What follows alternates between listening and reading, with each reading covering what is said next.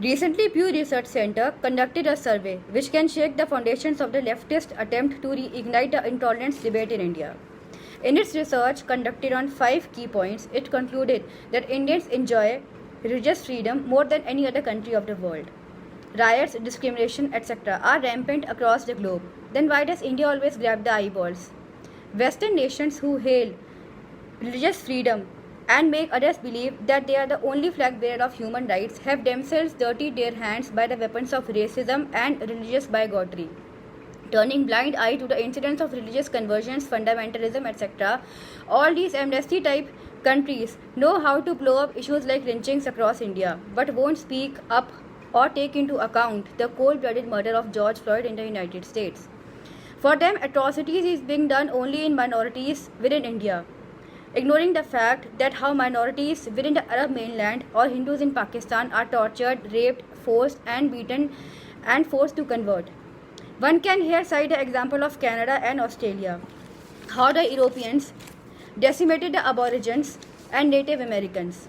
Recent mass graves of indigenous population of Canada was found at a school site.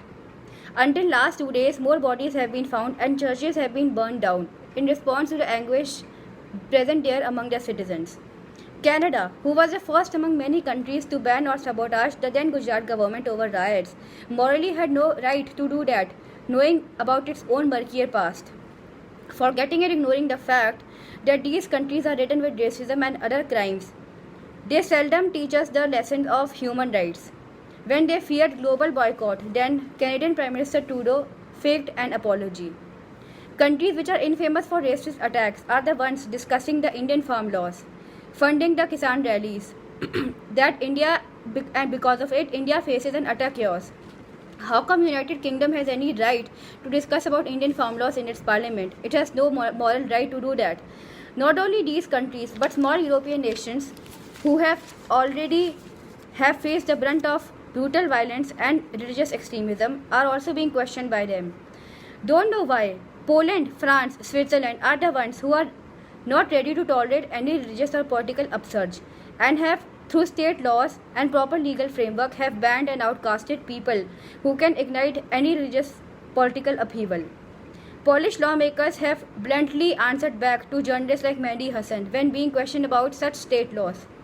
Now wonder why would Mehdi Hassan not question Saudi Arabia for not granting any political freedom to Hindus in the Arab mainland.